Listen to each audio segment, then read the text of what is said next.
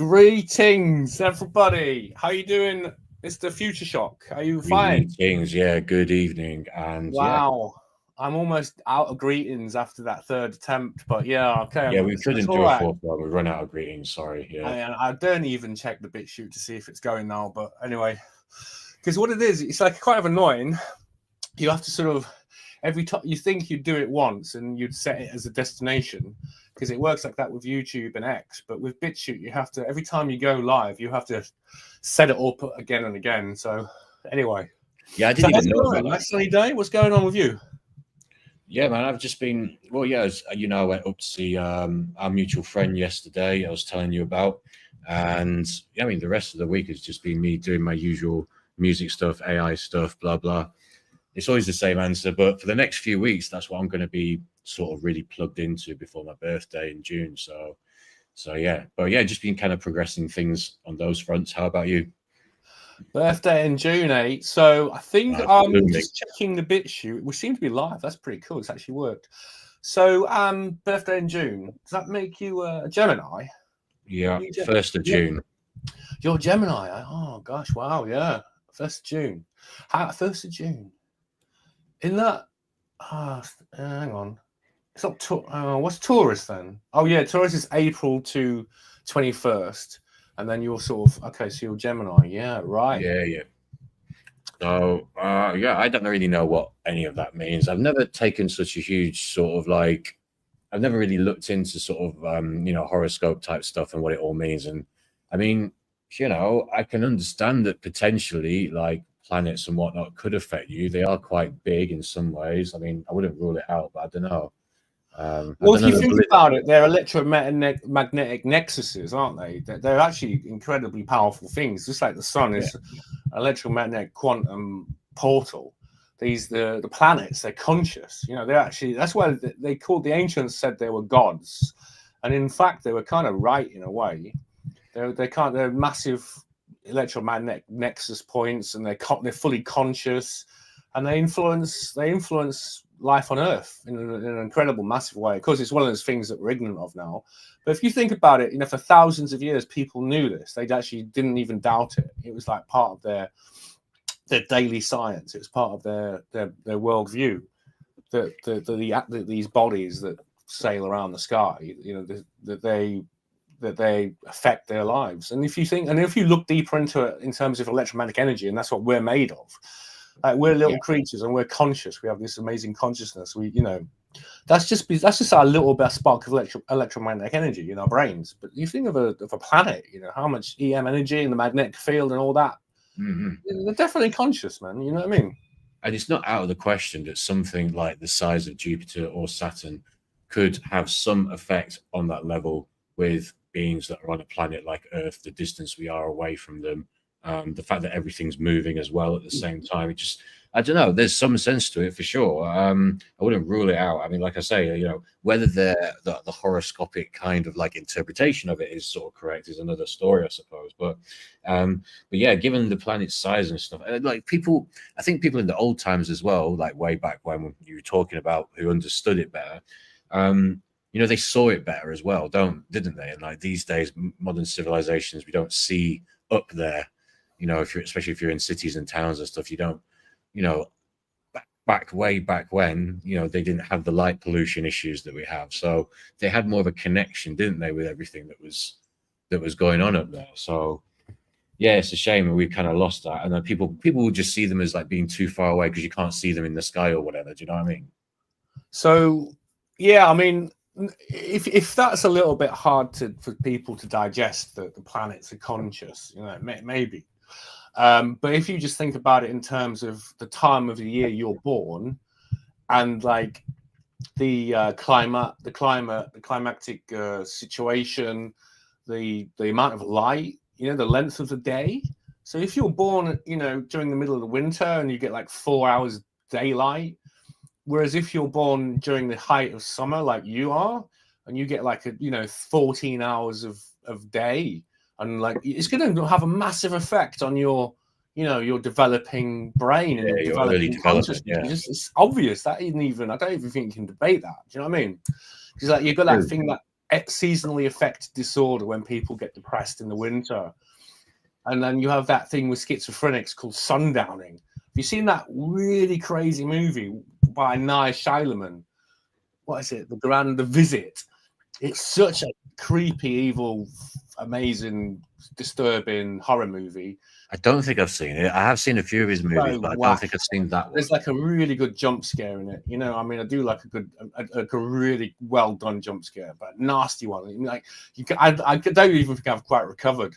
It's like that from that Japanese movie. Requiem for a Dream.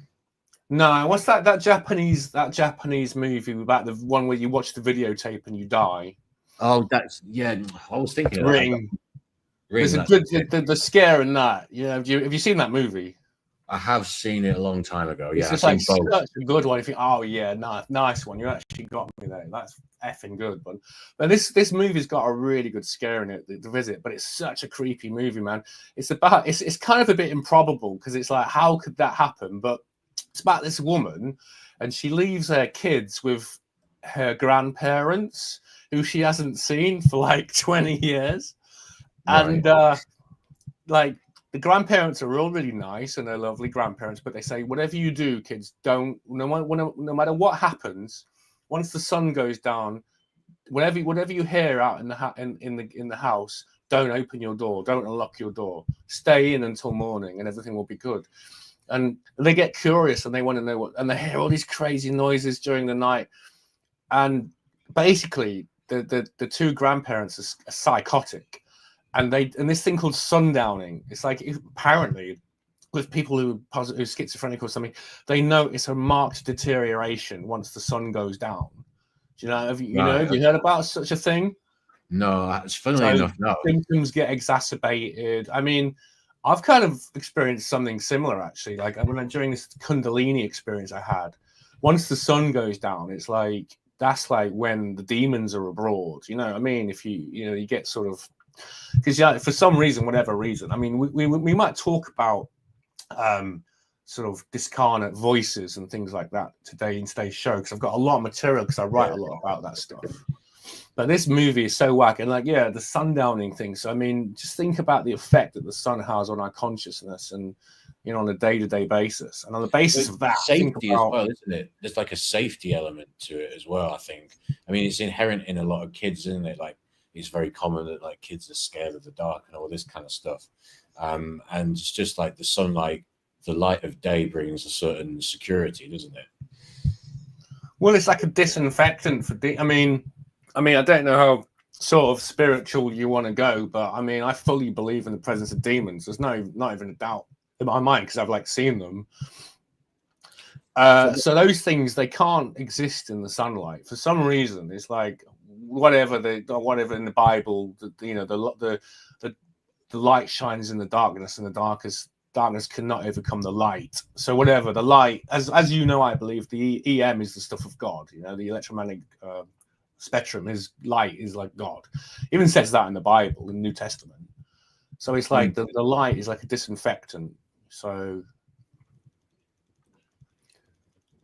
it sort of sends the demons scattering, I mean, for me, in terms of the demons thing, I mean, I have become more open. Like, I'm not so far sort of believing in it as you probably are, and I have seen things as well. But and those things, kind of what I was basically trying to say, that I've become more open to it as I've got older, as I have seen subsequent things that I didn't see when I was younger. And for example, and like when they're things when I look them up and they're consistent with things that other people have seen, so there's kind of like a consistency in a similar kind of like demon or vision or whatever you want to term it.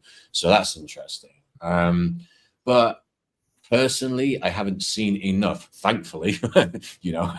Personally, I haven't seen enough to really kind of like be solid on whether it is a proper supernatural phenomenon or whether it's just like my brain when I'm in situations that I've severely lacked sleep and drunk quite a lot of alcohol, which is 100% of the times that they've happened. So it's still a little bit of a question mark over it for me. So yeah, I mean, I've written quite a lot about it because it had this sort of experience. I mean, I was being recruited by the Illuminati and this kind of stuff abroad, and they sort of enroll you on a program, and the apotheosis of that program is what they call like Luciferian enlightenment. You know, it's like illumination, and then you get in contact with the sort of demonic hierarchy, and these are the beings who control these people. Like these people are all controlled, you know, by these like hidden these voices, you know, these, or not even voices, but just sometimes impulsions, or sometimes if you do something they don't want you to do, they sort of affect your body with, you know, with like pain or something. And this is something that has been written about quite extensively. I mean, one of the greatest books from a first person point of view of someone who experienced this is, again, it's in my book Demons of Eleusis.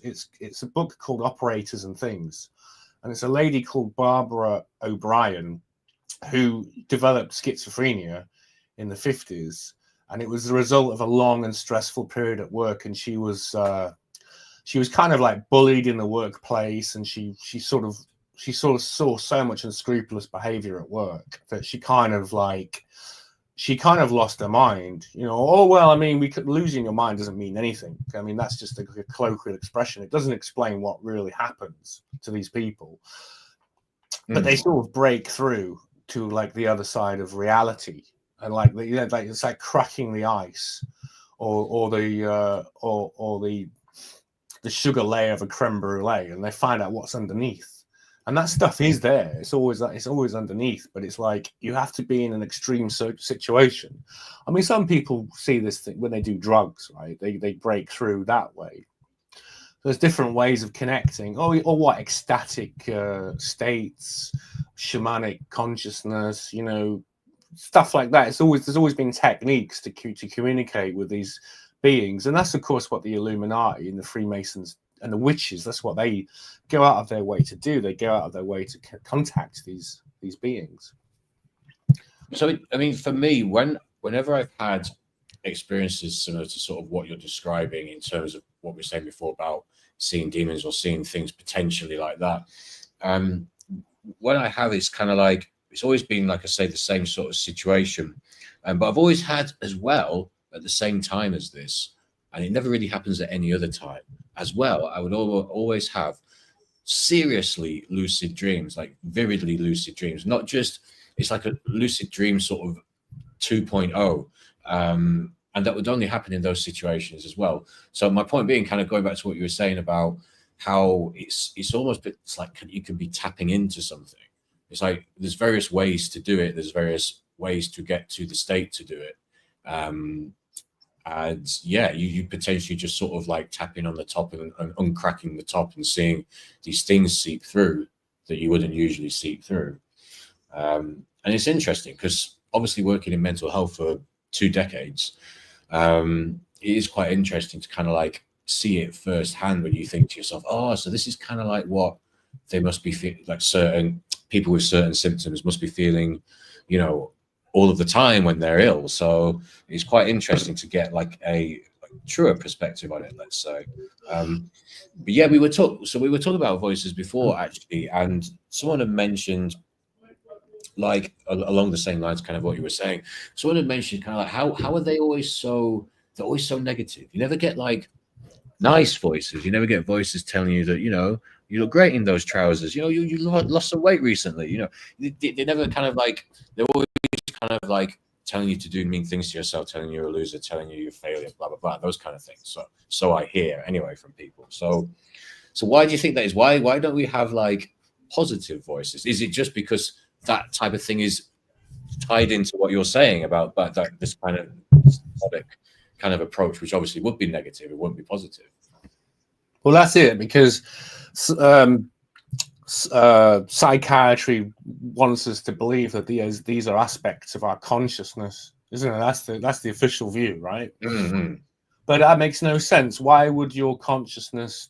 Why would you fight against yourself? Why? I mean, and also these voices are usually trying to drive people to suicide and things like that, or do destructive acts. But human nature is to preserve. You know, every cell in your body is trying to make you survive that bit longer, and just to, that's the whole point, you know, of our life, is to survive on like a anthropological cellular level, to survive in a hostile environment. It makes no sense that your own consciousness would rebel against yourself and try and kill you. That is pure nonsense. It actually makes more sense that they're antithetical demonic beings that hate human life and try and destroy it at any opportunity. That actually makes more sense, you know, in fact. So, you know, kind of like sort of if they were in sort of temporary control of you, like they're kind of like broken through and they're kind of like controlling you. They're sort of making you do these things, or trying to make you do these things, either to yourself or to other people, or just generally in the world, just because they're almost like they're messing around, like in an evil way. They just sort of got control of the person and they're making them kind of like do stupid stuff. Well, this book that I'm talking about, this Operators and Things, is actually recommended to me by someone on my old YouTube channel. And it's like the most amazing thing I've actually ever read. What it is, like she has this sort of psychotic break because of the work stress, and she sees all these sort of psychopaths at work bullying each other and bullying her and stuff. And then one day she just wakes up out of sleep, obviously, and she sees 3 ghostly forms at her bedside. And they tell her that she's now involved in a secret experiment.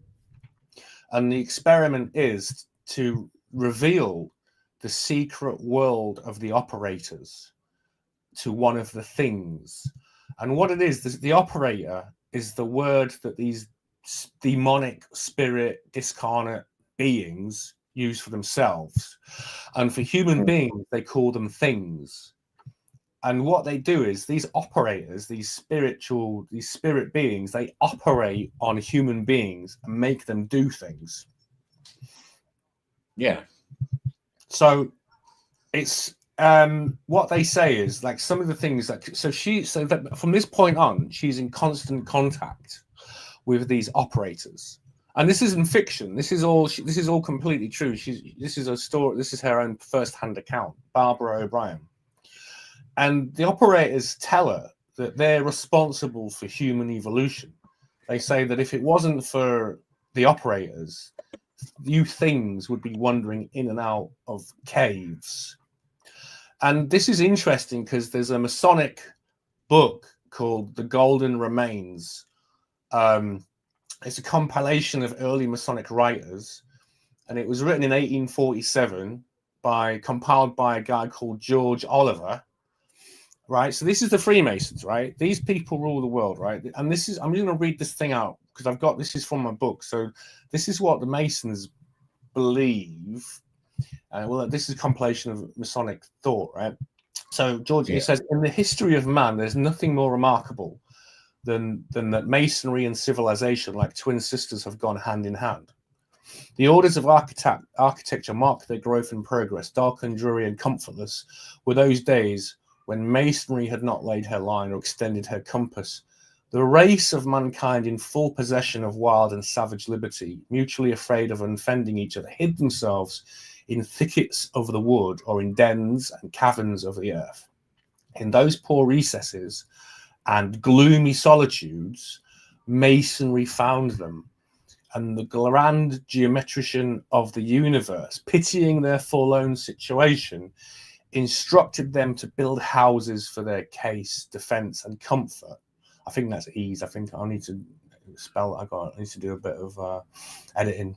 It's easy to conceive that in the early state of society, genius had expanded but little. The first efforts were small and the structure simple and rude, no more than a number of trees leaning together at the top in the form of a cone interwoven with twigs and plastered with mud to exude the air and complete the work. So that's saying the similar thing to what these demonic beings told Barbara O'Brien, that if it wasn't for the demons, the operators so-called, then human beings would still be in caves. And then this Masonic writer is saying human beings were in caves, were just animals, and then Masonry found them, the grand geometrician. So it's like masonry is a demonic grand geometrician. That's a hell of a job title, isn't it? Yeah, I'm just actually looking on Amazon at operators and things. The Inner Life of a Schizophrenic, Barbara O'Brien, 4.3 stars out of 5. So that's a pretty decent rating. 25 fucking quid as well. So yeah, that's pretty. Yeah, but I mean, anyway, get a PDF quite. To be fair, I think it's out of public domain. I think you can actually download a PDF quite easily without paying anything. I think that's how I got. That's where I got it from. So yeah. But yeah, no, interesting. Like 6 months, she travels around the country on Greyhound buses, captive of the operators who push and pull, torment, confuse, and exhaust her. So yeah, interesting. But I mean, like, yeah, look, I mean, there must have been secret societies and higher hierarchies way back when, and it seems unlikely that they would just, disappear over time, especially if they were, powerful elites. They don't just disappear, like actually disappear. Do you know what I mean? So they're definitely still around. Just well hidden. Well, not that well hidden sometimes, really. No, yeah, there's a lot of strange things. So, like, at one point, Barbara O'Brien, she's running out of money, and she decides that she's going to try and find a job. And she started out. Obviously, she got off the bus because she spends a lot of time traveling on Greyhound buses. And she said something urged me to walk in the opposite direction from the bus line towards a large building a few blocks away. Something urged me so violently to enter the building that it would have been impossible almost not to have gone in. I went to the building's personnel department, found the employment manager, not at all surprised to see me, and she had phoned an agency that morning for a receptionist, and she hired me. Right. So it's that thing I told you, remember, like I said, they get voices, these people, the Illuminati, they hear voices, they hear not just voices, but they get compulsions, they get pulsions, they get hints, they get like prompts, they get something pushing them to do something. And the only time I've had this woman, she walked into this building, she was almost forced to go there. She didn't hear a voice, and she went to and she got a job immediately because they were not surprised to see her. They thought she was from the agency. It's quite weird, right? Yeah, I mean, the only time I've had something like that is just being like a voice that said my name. It's just that's the only time I've ever had anything kind of like you might say it's like an auditory hallucination or however you want to term it. Just say my name, female voice say my name. I've had that like twice, and then one random time was when I was like, what was I getting into at the time? I can't remember. I was getting into I was reading a lot about stuff about potentially humans each having like a guardian angel and stuff like this. This was years ago. I just happened to be reading about that kind of thing for whatever reason. And I was kind of like saying, okay, what is my sort of like, if I have one, what's the name of this guardian angel? And then when I was trying to go to sleep that same night, I just heard this voice go, and it's just a stupid name as well. I just heard this voice go, Linda.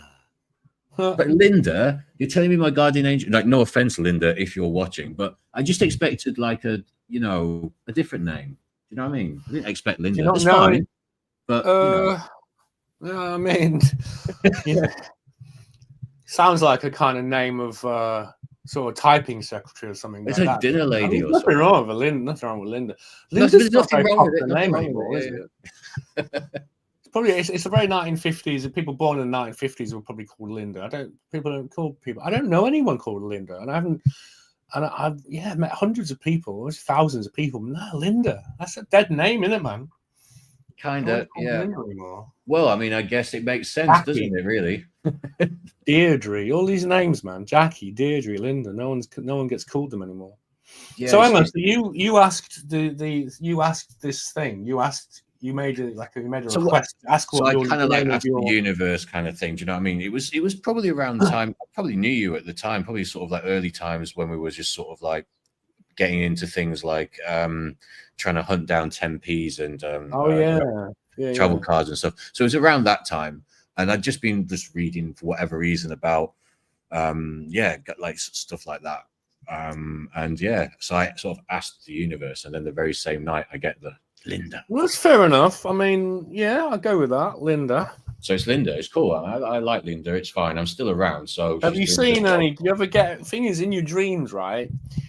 When you dream something, it's like a dream is like two things. It's like both of sort of diagnostic of your mental health. I consider it that, right? Because I've got a friend, and he's always been chased in his dreams, but he's also a Freemason, and he's one of my best friends, but he's like a second degree Freemason, and he doesn't go far into it and whatever, but he's always been chased. Like he's in a Jason Bourne movie or James Bond movie every night when he dreams. It's just been chased, and it's like that's not healthy. Do you know what I mean? Because I think like last week, if we talked about how death and sleep are kind of twins, you know, Thanatos and Hypnos, right? The Greek twins. So it's like sleeping is a kind of hint of what's in your kind of astral domain. You know what I mean? So I don't know, man. Right. That's what I think. Interesting. So what do you mean by that? So when you say what's in your astral domain, I mean, what do you mean? No, it's like, well, your astral domain is like your soul. You know, your soul. You know, when you're dreaming, your soul is unleashed. Right? You're in an eternity, aren't you? Because you don't have time. There's no sequential time in a dream. Everything happens at once. You know, you never sort of wait in a dream. You never wait around. It's like in reality, of course, an effect, but it takes place in time. But when you do things in a dream, like you make a decision or you do, the results are instantaneous, and you find yourself in a different situation based on what you thought about in the dream. So what I mean by like astral domain is like the makeup of your soul, like where you are at, you know, energetically speaking. So people who I think who are haunted and people who have bad dreams, nightmares, that often goes hand in hand with having psychological problems, you know. And that goes hand in hand with, I would consider it like your soul health. You know, your how healthy your soul is. You know, how spiritually strong and defended you are. You know what I mean? Yeah, I mean, obviously we talked before about entering into the dreamscape as being akin to sort of going into 4D, or at least having some taste of 4D somehow. So like, how does that connect exactly to like your own psyche? Like how does like the 4D realm connect to your own psyche, if that's what we're talking about, if I've understood it correctly? Well, it's you stripped down, isn't it? It's what's fundamentally inside you. That's what you are. I mean, your physical form, of course, is just a meat suit. It's just you know, it's just temporary. But who you really are is your electromagnetic profile. You know, your soul. I'd call that your soul. Yeah. So how, you know, how that, and also it goes hand in hand with your personality. So how hopeful you are, how positive you are, you know, how confident you are, you know, how much, should we say, like guilt, if you have guilt, if you've done bad things, or if you're free of guilt, if you're living in a light, you're carefree. These things are all part of like our minds, but we take that with us. You know, we can't really escape from that, and we don't. And when we dream, we take it with us, don't we? We take our baggage with us into our dream, and our dream is where we try and, you know, I mean, science will say that dreams are where we try and make sense of the riddles of everyday life. And that's true. We try and that's why when we sleep, we get repaired. We get like mentally and physically repaired, because the dream the dream state, sleeping, is supposed to be like a way to return to the source and, you know, get replenished and get refreshed, so we can come back here and get worn down and fucked over for another day. You know what I mean? You just reminded me, if you remember that brilliant Red Dwarf episode, Justice, like the guilt, they have to decide. I'm just trying to remember the exact thing, isn't it? Like they have to decide whether if they feel guilty for something or not, isn't it? And then it's awesome, man. Yeah, I love that episode. Yeah, Rimmer's the one, because he like has his own kind of like inflated sense of self-importance. Like he doesn't feel guilty, does he? And he passes or something. I can't remember the exact. Oh yeah, that's not the Inquisitor. The Inquisitor's a similar one, isn't it? that there's like an android that goes throughout the universe, like punishing people for their, and then yes, I'm getting it mixed up. You judge yourself, you know, on whether you made the most out of life. Yeah, that's right. That's it. Yeah, it's a sort of similar thing. The Inquisitor and Justice. Yeah, that's it. Yeah. But yeah, I mean, no, there's some truth in that. I mean, the thing is, it is just science fiction. But yeah, I mean, often, I've been watching a lot of near-death experiences on YouTube and all this.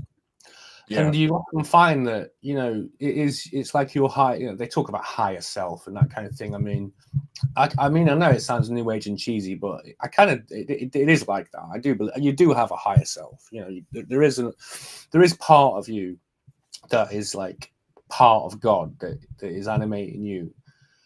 And the thing is, there has to be. I mean, like, if you can't, it's not like there's a wall or something. It's like, I mean, I know it sounds very kind of cheesy to be like when people say like everything's connected and whatnot and all this kind of stuff, but like to a degree, like you are like you're not just in the universe, you are kind of like part of it. You are part of this one large structure, and then that structure connects to whatever is like beyond that. So you are still a part of everything. So that's why, yeah, you get like when you just said you strip down when you dream, it's kind of like just going right back to the kind of like the light-based level that perhaps is what you're normally used to when you're not a human.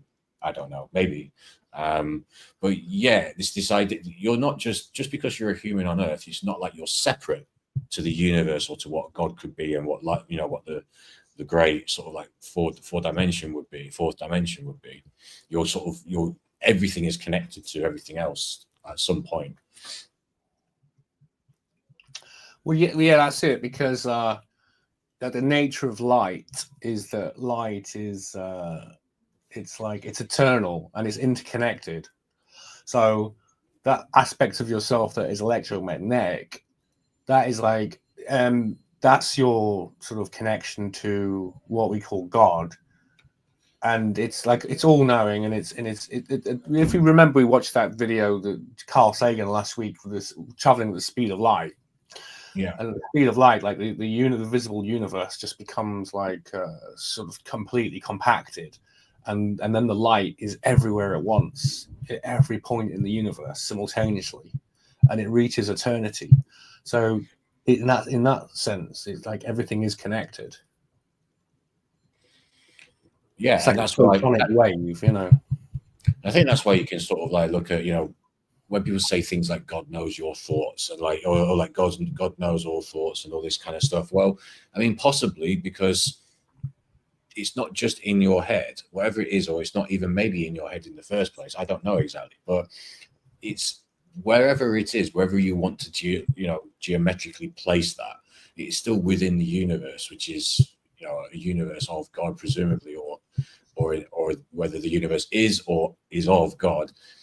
Surely God would know that. So just because you view it as thoughts that are inside your head doesn't mean that they can't be known necessarily. Which actually kind of brings me somewhat towards one thing I was going to talk to you about remote viewing. And like, I don't know if you know too much about it as such. Have you looked into remote viewing at all? Seen much about it? I mean, I've heard bits and pieces. I mean, I've kind of like, I mean, there's a load of cranks doing that though. Who was that guy? The remote viewer guy. Yes, there was a big crank who did that. What was his name? He used to appear on Jeff Rent's, and he was always saying that they were gonna put radioactive cesium in Israel or something. God, what was his name? Rifat. Have you heard of Tim Rifat? He was one of the big remote. He's absolutely bonkers. Tim Rifat. Have you heard of that guy? Tim Rifat. Well, he was one of the big sort of remote viewing guys, and he reckons he was like harnessing an army of remote assassins that were gonna, remote viewing witches, that he was hiring an army or something, trying to recruit an army to assassinate all the leaders in the world using psychic power. But he was a complete crank. But yeah, I know what remote viewing is. know that the CIA. I've heard things that there's a lot of crankery though. One of the things they used to say was the sort of CIA had done remote viewing after the year 2012, and they say that there was no more Earth. And I don't know. I mean, what do you know about it? I got a lot of crankery out of it, and I think there was a lot of crankery back in the day, remote viewing. Yeah. Well, to be honest, I didn't know that much about it. I just thought it was something that like you might know a bit more about than me, to be honest. But yeah, I always felt a bit skeptical about it. It was always kind of a bit wishy-washy for me. I know about the CIA thing. I don't know, to be honest with you, I don't really know if that's supposed to be valid or is it valid. Apparently, Tim Riffat's was taken to a mental hospital in 2016. Terrible. I'm going to read this from Rent's News. Terrible Tim Riffat. Because he was always on. You heard of Jeff Rent's? Say again, sorry. You heard of Jeff Rent's radio program, internet radio? Jeff Rent? Yeah, it does ring a bell. Yeah. Back in the day, I mean, not so much now, but hang on. Terrible Tim Riffat taken by Brit authorities. Actually, if you look on YouTube, there is a video. There used to be a video of Tim Riffat actually on Channel 4. I think on After Dark. Let me see if I'll find the clip. So I'm just looking for him here on Google. He's just saying that he is like taking into account what you've just told me. Google is saying Tim Riffat is the United Kingdom's spelt wrong leading expert on remote viewing and world viewing. But he's a complete crank, though. Unfortunately, that's the problem. World expert, according to Google. Yeah, I'm just trying to find this old clip of Tim Riffat on TV, but I don't think I can find it because it's probably long gone. But it was actually the only time something like this made the mainstream, but I can't see it, mate. Hang on, let's see. I think it's on Channel 4. Tim Riffat documentary.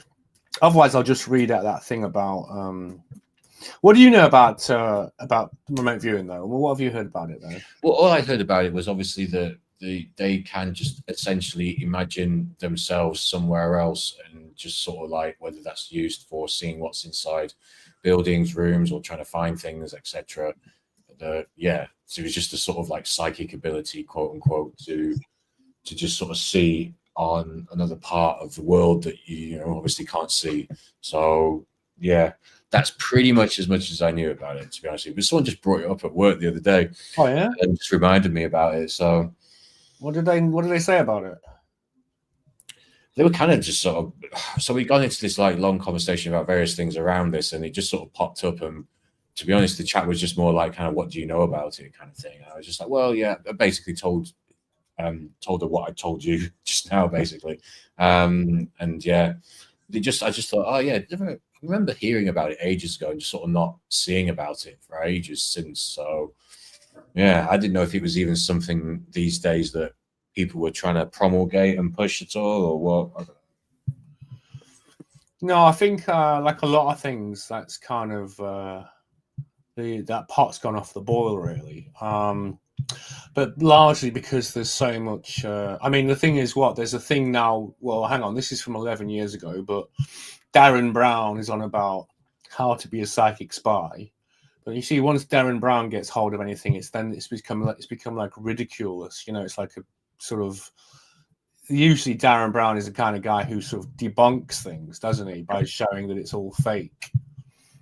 So you're talking. Sorry, did you say Darren Brown or Darren Brown? Yeah, Darren Brown, whatever his name is. Yeah, Darren Brown. Yeah. So the guy, like the performer, the magic guy. Yeah. Yeah. Oh, okay. No, that old Tim Riffat clip's no longer around, man. But anyway, let me read that thing about terrible Tim Riffat by British authorities. So Jeff Rent's note from just on his website. I've received from Tim's associate, who was told by Tim's family that he was taken from his residence just before his scheduled appearance. So he was going to be on the Jeff Rent's show, 2016. I was informed that he was taken to a mental hospital and he's being held as someone who is mentally ill. I have no idea what kind of treatment is being forced on him or what his near-term status is. And yeah, so and such and such and such. But yeah, so... But yeah, like you say, he was the foremost expert on remote viewing, according to himself, I think. But he started selling sort of. He had a website where he would sort of sell like gimmicky, like psychic shields and things like that, little pieces of crap made of metal that would protect you from psychic attacks and things like this. So he was kind of like a bit of a nutcase, bit of a scammer as well. But it was certainly entertaining. I wonder if he still has his website. He's got loads of books out, to be fair. He's got a few books. Yeah, I mean, he was, Wikipedia, Google Books, the United Kingdom's leading expert on remote viewing. Yeah. Yeah, that's maybe. I mean, that doesn't really say much, I suppose, does it? It does. That doesn't say anything necessarily for the validity of remote viewing. The fact that he's an expert on it. So, I mean, listen. If you want to know what I think about remote viewing, so you're using. Well, I've known people who can project their consciousness into other people's minds, but whether you can project your consciousness into other places and view something, I think it's probably, the whole thing is too unstable. I mean, what I always try and do is, when you're sleeping, when you wake, when you're sort of, you've woken up and your kind of eyes are closed, and you really want to know what time it is. Because you're like, oh, do I have to wake up now? And like, you try everything. You try and imagine your watch, or you imagine your phone, or you try in any way you can to see what time it is, and it just never quite works. I don't think you can. I don't think it's possible. I mean, I don't know. I mean, look at Tim Riefart. I mean, if he wouldn't have got locked up in 2016. I mean. And the stuff he was going on about on the Jeff Rentz show, he did go a bit bonkers. And because what you're doing is you're projecting your consciousness, you're visualizing something, but you're looking at an astral reality. So that astral reality doesn't necessarily have to bear any resemblance to physical reality. So I just think there's too much. There's too much interference from your own mind. If you think about it, do you know what I mean? If you're trying to think about, you want to view like the secret chamber of the Great Pyramid or something like that, right? But you've got all these ideas in your mind about what you might see, and it's going to cloud the result. It's like if you do, like I used to like guess horse races. I used to be able to predict sometimes I could predict the right horse, and I used to get this vision, and I used to get this like, I knew who was going to win the race, right? But then the more you do it, your mind starts to affect the result. It's like you start to get confused. You start to think, oh no, am I only thinking that because the horse has got an interesting name, or is it the odds, or is it this, that, and that? And then you just find that after a while you get like beginner's luck, but then your mind starts to like cloud the result. Or if you start guessing playing cards, that's like something I could do. So playing cards, you just turn over the playing card and you guess what it is, right? You don't look at it obviously, but you can like get an idea. You can see it in your mind. I guess that's remote viewing. That's okay. So I have done remote viewing. Yeah. So I have done it. And initially it works. You can see things, with your mind that are in. You know what I mean? It's interesting how, in a way, your mind sort of sabotages you, or is it sabotaging? Exactly. Your mind kind of starts messing with the result, and you can't get clear. You don't get clarity after a while. Yeah, I mean, it's kind of in some way, because beginner's luck, quote unquote, could just be as simple. It was the beginning was when there was the most simplified. The beginning was like the most simplified options that you had in a way. And once, like you say, once you start to get into it, your brain starts to interfere. Yeah. And the thoughts create more options in your mind when you're looking at the horse, the bet, whatever you're doing. And then you tend to overthink it. Whereas in the beginning, you don't have that chat. You don't have that chatter because you're beginning it for the first time. Didn't you do something similar? Didn't you used to predict horse races? No, I did football. I can't remember. Oh, exactly. Yeah, football. Yeah. Yeah, I was doing. I can't remember what happened. I think I was doing all right for a bit, and then it just sort of petered out, and it was just like lost. I was like, oh, okay. That's it. That's the same. Yeah. It's very interesting. Yeah, that's right. I remember you told me about that. I think I've written it in one of my books. I think. Yeah. It could be. I mean, there's certain ways when. I mean, I can't speak for horse. I mean, in terms of horse racing betting, I've hardly ever done that. It's usually the Grand National, although I didn't do this year. And that's it. So I don't know anything about it. With football, it's more like there's certain bets. It's hard to explain, but there's certain bets where you get a kind of knowing, and like with a capital K.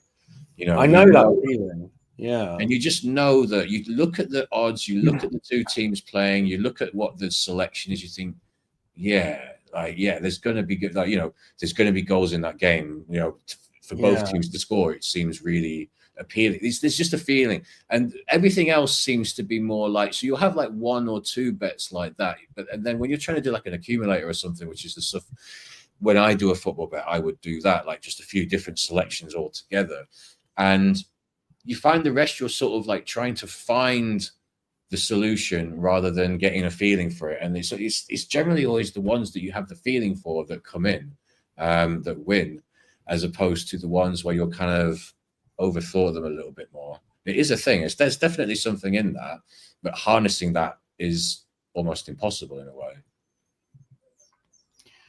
That's it. Yeah. So yeah, when I used to predict playing cards, I used to like clear my mind, and the first couple of times I'd literally got the right card, and honestly I could do it. But then as you keep doing it, you sort of see, you close your eyes and you think, oh, it's so the first card you got was like a black king or something, and then you try it again, and then you see a king, another king, and you think, oh no, well that can't be right, because I'm just thinking king because the previous card was a king. And then you're thinking, oh well, maybe I'm seeing a black card because the previous card was black as well, or something like that, But then annoyingly, you turn it around and it is a king or something, or it is a black card, and you discounted, your mind like sort of discounted it, because you're trying to rationalize, you're trying to sort of like use your sort of analytical faculty to sort of, because you're sort of in the dark, aren't you? When you're predicting something, you try and clear your mind, but you don't know where something comes to you, but you don't know where it's coming from. Whether it's like whether you thought, or whether it's like pure intuition, but you can't quite discern the difference. I mean, the annoying thing is, whenever I put money on, when I did it like loads, practicing predicting horses, and just amazingly I would get it right, like sort of what, maybe like 7 out of 10 times. But then when it came to actually, okay, I'm going to start putting money on it, and it just didn't work. It's like absolute disaster.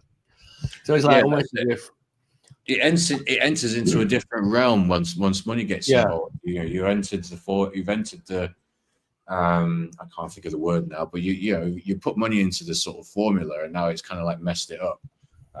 That's the thing. I mean, the way to do things like that maybe is more logically, like I guess maybe try and find like a simple logical system where you don't need to think, where you're just like, every time you're putting the bet on, you're just implementing the system, so there's no thinking involved, and then just go try that out. And if you can get something that's like 6, 7 out of 10, like you were saying, hopefully, just see how you get on. I had one recently where I was getting, I don't want to sound like I do football betting all the time, but like I was messing around recently with a system like what I've just described, a logical one. I was getting 4 out of 7. So like every day. So I was doing a small bet to try it out. So I was putting money on as well. So money was in the equation. But I was only doing a small bet every day on a certain system I was trying to do with goals scored. And it was getting 4 out of 7. And I didn't even start doing it because it was failing. I stupidly started getting into, even though it was working 4 out of 7, I started just doing different ones. It was so stupid. And then I started losing a bit of money doing the different ones, and I just sort of gave it all up. So maybe I should go back to the previous one. But I think it has to be, you have to take, if you're going to succeed at that stuff, there has to be a way of taking thought out of it so you don't trip yourself up. I mean, also, I think as well, I mean, people say, I mean, in the law of like spiritual politics, that you're not supposed to use powers for your own benefit or something, like, so like the idea that trying to get rich using psychic powers, and already psychic powers are something quite sort of tenuous and beyond our understanding, beyond our world, really, in a sense. But I don't know, it's like you're not supposed to use these things for personal gain, so they say. I mean, that's part of the law of it. That's what you hear, I mean, whoops, hang on, just Go on a sec. I've just messed up something on my screen. Hang on 1 sec. There we go. I've got it back now. Sorry. Yeah. Sorry, what did you say? Sorry then. So I just messed my screen up then. So what did you just say? I don't know, man. I was just saying that how you know, you're not supposed to use like these powers for personal gain or something. I mean, have you heard about that? Yeah. You know? Yeah, no, I get that. But I think, yeah, if you could just, so that's why if you can get something that's a bit more logical, that's maybe more sort of like, you know, the powers that be, the more supernatural powers that be a bit more on your side, perhaps. But yeah, I get that. Isn't there I'm going to butcher this story completely, but isn't there an old story about, oh, mate, I don't want to even make I get this wrong, about like some Japanese samurai that used their powers the wrong way. Oh man, I can't remember enough of the story, so maybe just forget that. But yeah, it makes a lot of sense that, you know, if you did have like psychic powers, you're not supposed to use it sort of like for monetary gain, perhaps, let's say. So okay, like, what's the deal with Mystic Meg? Well, Mystic Meg's dead now. That's the deal. But what's the deal with like psychics who are allegedly using their powers for, you know, monetary gain? People are paying them for psychic readings, all this kind of stuff. That's at odds with the universe, then, surely. I don't know. Mystic. Well, she was just an astrologist, wasn't she? Though I mean, I suppose in theory, she was helping people, wasn't she? You know? Actually, she was an astrologist. Yeah, that's fair. And that just got me thinking about people who are more like the psychics who claim to have psychic powers, and then like people pay them and they get told this, that, and the other. So yeah. Anyway, so we're kind of talking about basically the theme has been about what voices in people's heads and things like that. So you know William Burroughs, right? Yeah. Are you a particular fan of William Burroughs? I haven't Naked Lunch and Beat Poets and all that, right? I've seen Naked Lunch, but I haven't seen. I think Naked Lunch is the only one I've seen, actually. So he became a writer after, you know how he killed his wife? No, it might. He tried to reenact William Tell with like a firearm, and he was like drinking a lot, you know, having a like party, and he tried to shoot a glass from her head in a game of William Tell at a drinks party. I mean, can you imagine that? You know, so instead of shooting the glass, he actually killed his wife, shot her in the face. And that was when he became a writer, because he said the only way I could get through this guilt was just to write it out, was to become a writer, just sort of expunge the demon. And near the end of his life, he said this, William Burroughs, he said, "My accidental shooting of my wife in 1951 has been a heavy, painful burden to me for 41 years. It was a horrible thing, and it still hurts to realize that some people think it was somehow deliberate. I've been honest about the circumstances. We were both very drunk and reckless. She dared me to shoot a glass off her head, and for God knows what reason, I took the dare. All my life, I've regretted that day.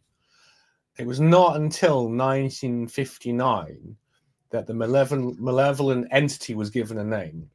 Burroughs and his friend Brian Geesin were conducting psychic experiments at the Beat Hotel in Paris when Geesin, in a semi-trance state, wrote on a piece of paper, "Ugly spirit killed Joan because," and that's all that was written there. Ugly spirit killed Joan because. And Burroughs explained how writing became his main weapon against possession by the evil spirit. He says this, William Burroughs, he says, "I live with the constant threat of possession and a constant need to escape from possession, from control. So the death of Joan brought me in contact with the invader, the ugly spirit, and maneuvered me into a lifelong struggle in which I have had no choice except to write my way out." So did that spirit kind of come in when he was drunk, though? When he was drinking? Was he drinking spirits? Is this kind of they were drinking? Yeah, they were drinking. So whether it was spirits, I don't know. But yeah, I mean, this is why they're called spirits, isn't it? Maybe this is just what, like drugs, like something, you know, some sort of intoxicant like this. This is what it enables you to kind of like tap into these things, or those Oh, things. so that's it, isn't it? Yeah.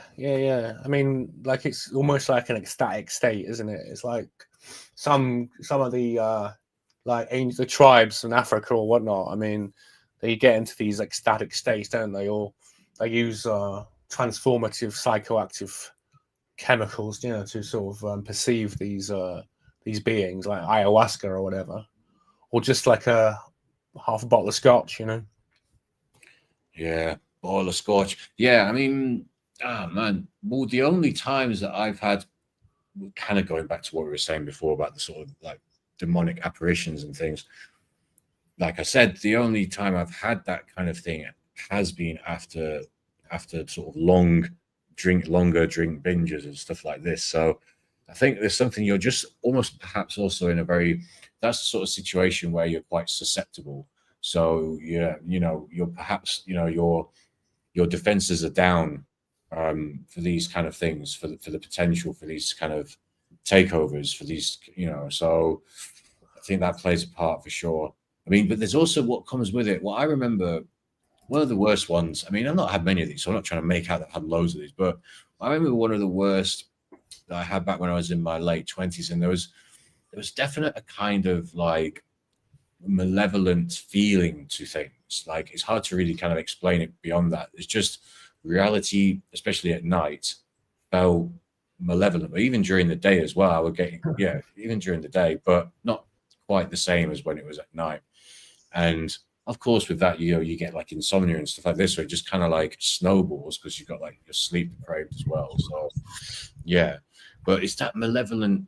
It's just something about that. Yeah, there's just a malevolent feeling. Kind of, it feels like it's just underneath everything when you're in that state. It's interesting. It's quite hard to explain. So, have you seen that movie, Guy Ritchie movie, Revolver? I don't think so. Okay, you should watch it because it's a really good movie. Are you familiar with Guy Ritchie? Yeah. So like he was married to Madonna, yeah. Oh yeah. No, look, Lock, Stock, and Snatcher. I've seen those two. Yeah, and like Madonna was into the Kabbalah and all that, right? All right, yeah. No, of course, yeah. No, I've seen. So this was like, I think this is like his first movie that he made after his divorce from Madonna. Right. And this movie is like really far out. It's like an amazing movie, Revolver. So there's a character called Jake. It's played by Jason Statham. Yeah, okay. You know? Yeah, I remember. I can remember the front. I can remember the like poster of it, but I've not actually seen it. So what it is, it's basically there's this enemy in this movie called Sam Gold, right? Sam Gold is like the big boogeyman, the one no one lives and displeases Sam Gold, and everyone's scared of Sam Gold. So all the gangsters are scared of Sam Gold, right? So this guy, he gets released from prison and he meets these unusual two characters who take him under their wing, and it seems that they're trying to rip him off, and they're kind of like a symbolic representation of the Kabbalah. Like they're like, one of them's a black guy, one of them's a white guy, and it's like they're kind of like the pillars of Joachim and Boaz, like a Freemasonic sort of thing, the pillars of the Temple of Solomon. So he's fighting against this character called Sam Gold, and they keep telling him, Sam Gold, he's no one can live, and you've gone to war with Sam Gold. So it turns out, I mean, the thing is, it's big spoilers coming because it's actually a good movie, but it's so amazing. Jake is sort of sent on a path of self-discovery by these two mysterious men, and they rob him and they make him do things. They sort of, but also at the same time they seem to have control. They seem to have his life in their hands. They sort of save him from like an assassination. Like he sees a note and it tells him to duck, and he ducks at the right time. So he sort of owes them. They have this mysterious power, but at the same time, they sort of like they're taking all his money. And so what it is, they're trying to break his ego down. They're trying to like rob him and like abuse him so much that he kind of like breaks he like becomes free of attachment. Do you know what I mean? In like a Buddhist way. So what they do is they're trying to they tell him some gold. They tell him, you've got to break free of some gold. The only way to be free in this society, in this world, is to defeat some gold. And they say some gold is behind all the evil in the world. Some gold, is a murderer.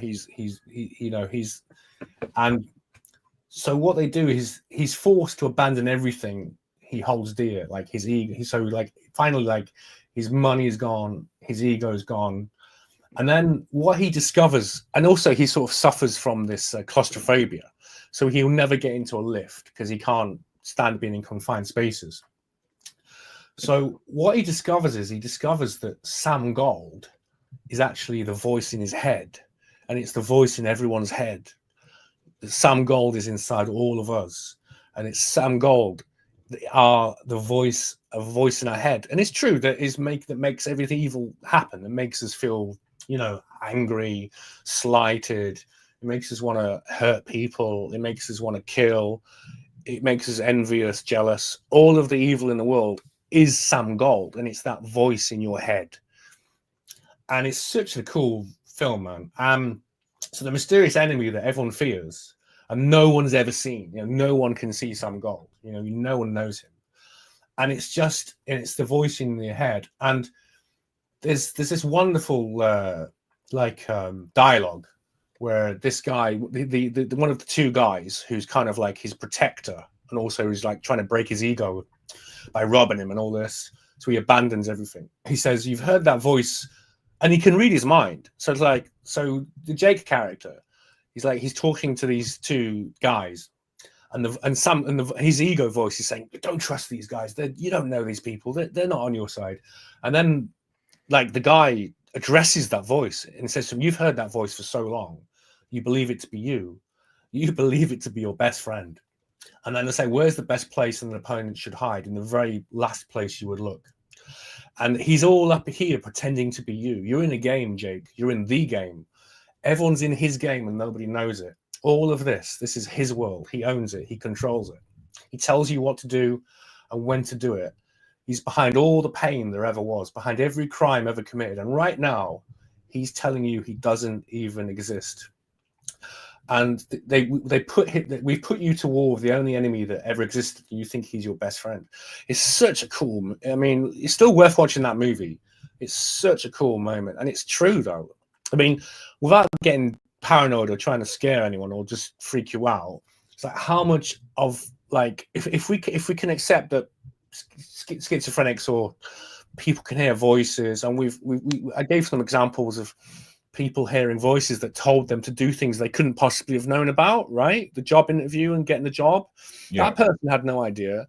Also, the fact that in the schizophrenic the voices are harmful. Why would your own brain tell you to kill yourself, right? It makes no sense. So it's something outside, but it's pretending to be you. And could you also just playing devil's advocate idea, just playing devil's advocate for a sec though? I mean, is it not like, because we don't know much, like as a civilization we're still pretty amoebic and stuff in terms of the grand scheme of things, like versus if we somehow got to 1 million years from now, what we would know then. So is it like playing devil's advocate, perhaps it is some kind of neurological neuroplastic type issue in terms of a fault perhaps in the coding that's creating a kind of glitch, and this is what's happening? Why does it happen consistently to everyone, and why? I mean, because it's a similar, I guess, it's a similar glitch. I mean, like you have in computers, similar glitches happen across computers, sort of thing. So I don't know. It could be. Look, I'm more towards what you're saying, for sure. But yeah, you're just giving a sort of possible explanation. It could be a glitch. We don't know. This is the thing. Like whenever we talk about, or I talk about stuff like this with people, or whomever it is who's involved, in the back of my head is always that nagging little thing of like, yeah, but we don't really know anything. Like we think we do. We've always but that doesn't mean you should give up on any trying to find out what's going on. Do you know what I mean? I'm not saying that at all, but I'm just saying that contextually, I always find it a little bit funny sometimes when I think about it. And I'm kind of like, we're saying all this and it's fascinating conversation. I enjoy these conversations. It's good to chew the fat and try and figure things out. But also, we could just not know anything. It's kind of amusing to me. That's all. But But yeah, of course, we got to like when you build up a record though, like my book, Demons of Lucius, there's a lot of stuff. I mean, even do you know Brideshead Revisited, Evelyn Waugh, that writer? I've heard of it. Yeah. Yeah, I mean, something similar happened to him. He's haunted by these voices on a cruise ship, and it's incredible. I mean, I've gone out of my way to find a lot of different examples. I mean, people like Philip K. Dick. You're a fan of Philip K. Dick, aren't you? I mean, he famously heard voices. Mahatma Gandhi, Winston Churchill, Anthony Hopkins, Brian Wilson. They all heard voices, and they were always critical and offensive. And it just makes no sense that your own mind would like rebel against you in that way. It just makes more sense that it's something that what the old books tell us is true, that there is an evil force out there that hates humanity.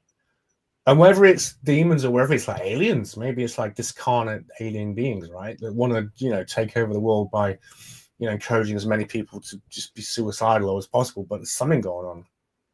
Or it's just playing around. They could just be playing around, like the demons could just be playing around, or whatever entity, if it is that, or whatever, you know, whatever entity that's doing that could just even be playing around. I mean, we don't know what these things are. We don't know what's possible and what these things are capable of. That's the thing. But I guess what we do know is there's a limit to what happens to some degree. But yeah, so yeah, we were gonna sort of wrap up in about a couple of minutes, weren't we? We were saying so. Yeah. So next week, hopefully we have a guest. We are getting a bit of like time chat, time dilation, the weird oddities of time, and what the hell is time, and all this. Oh, you're going to talk about time, are we? Yeah. Because she randomly come up, like she's not the type that would like. She's a very intelligent girl, but we talk more about kind of like worldly stuff. Like, well, I mean, time is, you know what I mean. We talk more about. We don't talk about the kind of stuff that you and me chat about a lot, you know. And she just sort of came out with it quite randomly when I was sat chatting with her yesterday, and yeah, just talking about how she was just. I could see that she was just trying to wrap her head around the idea of like, what is time? Can the future affect the past? And we were talking about how time kind of like a river, like you drop something in the river, creates a ripple effect, like i.e. there's a significant event like a 9/11 or something like that, you know, it creates a ripple in time in all directions, this kind of thing. So yeah, it was interesting. Backwards causality, that's quite interesting, isn't it? Yeah. You've got an example in all that. Right? So I thought, maybe she'd pop on, and like she's always, she's good to chat to, so I'm sure it'll be interesting. Okay, what has she got? Has she got a screen name? That's a good point. I'll have to check that. Yeah, we'll sort that out. She'll have to have an alias. Yeah. Yeah, we'll sort that out. Cool. Look forward to it. Yeah. Cool, man. Well, yeah. Cheers for that. Like, it's always been a good chat. Again, it's an hour 7 already. I can't believe it's an hour. Like, man. I mean, sorry about the slight cock up, but we got third time lucky. But yeah, okay. So I don't know what you're talking about. But yeah, cool, man. No worries. Right. So enjoy your evening then. Yeah. Thanks to everyone who tunes in and listens.